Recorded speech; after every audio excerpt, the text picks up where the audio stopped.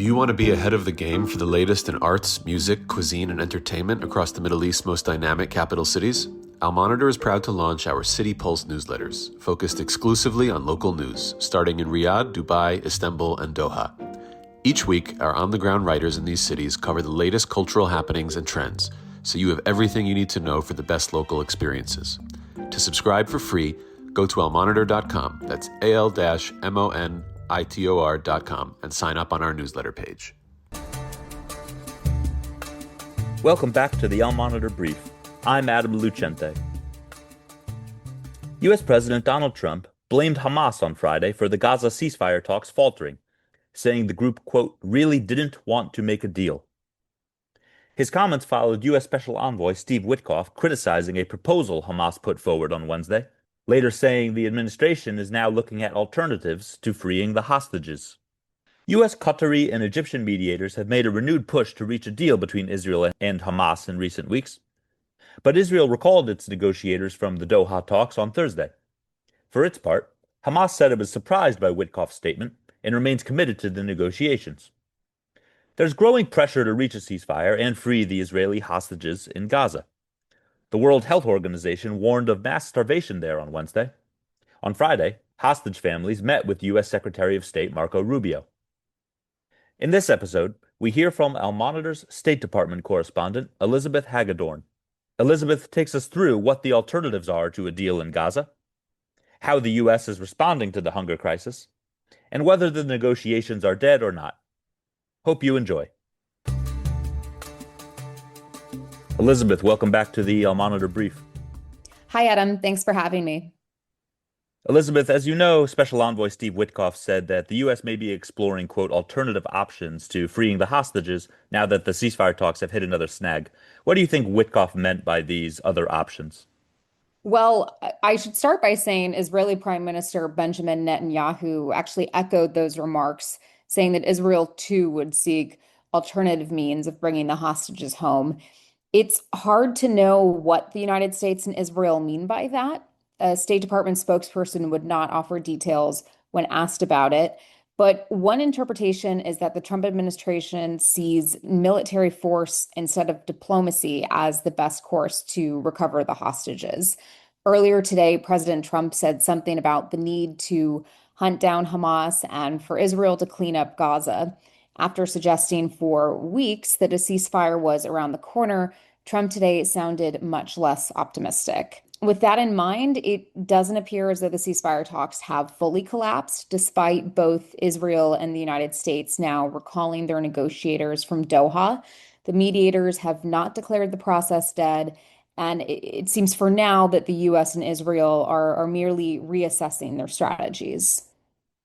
And several aid groups have issued more dire reports about the hunger situation in Gaza in recent days. How is the U.S. responding to these growing concerns of starvation in the territory? Well, we haven't heard much from the Trump administration on this, despite, as you mentioned, the absolutely horrifying reports of children starving to death in Gaza. Yesterday, a State Department spokesperson said the administration was, quote, aware of the hunger crisis and committed to trying to get as much aid in as possible. You also had U.S. Ambassador to Israel Mike Huckabee put on social media that this is the fault of the United Nations. He posted pictures that appear to show massive amounts of aid sitting on the Gaza side of the border. But, the response of UN officials has been that Israeli authorities have imposed major bureaucratic challenges that are keeping their aid workers from safely accessing and distributing this aid. So a dispute there between the UN and Israel, as we've seen for nearly 2 years now. In general, the administration blames Hamas for not reaching a ceasefire with Israel and says that the Gaza Humanitarian Foundation, this Israeli-backed American private venture to distribute aid, is the best mechanism for doing so. But, Adam, as you know, the aid distribution at GHF sites has been chaotic and deadly since they began operations in late May. Witnesses report Israel firing shots into crowds of aid seekers, and as of July 21st, the UN has recorded the deaths of at least 766 Palestinians who died at or near GHF's distribution sites. And just a quick follow-up. Does the Trump administration remain committed to the Gaza Humanitarian Foundation? Has there been any movement on that front, like expressing any confidence in them amid these controversies? Yeah, I mean, they've definitely thrown their weight behind the GHF.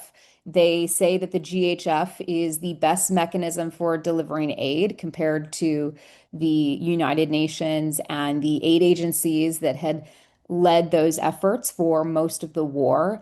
And to that end, the Trump administration has pledged at least $30 million into the GHF.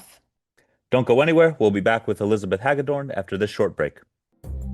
Today's transformation of the Middle East is at the center of global geopolitics. Whether you're an analyst, diplomat, executive, or academic, you need the best reporting and analysis to understand what's really happening on the ground and what it means for the world. Al-Monitor is the award-winning independent leader in Middle East news. From Riyadh to Beirut, Abu Dhabi to Doha, and Baghdad to Tehran, our team of over 100 expert journalists report daily on the top stories driving the regional trends. Download our mobile app and subscribe to Al-Monitor to follow what leaders and decision makers are reading every day. Go to almonitor.com, that's AL-MONITOR.com, and use promo code POD25, POD25 for a discount. Okay, we're back. Elizabeth, why do you think Hamas is publicly saying that they are still committed to continuing these talks in the face of this criticism they've received from the Trump administration recently over the deal not coming to fruition?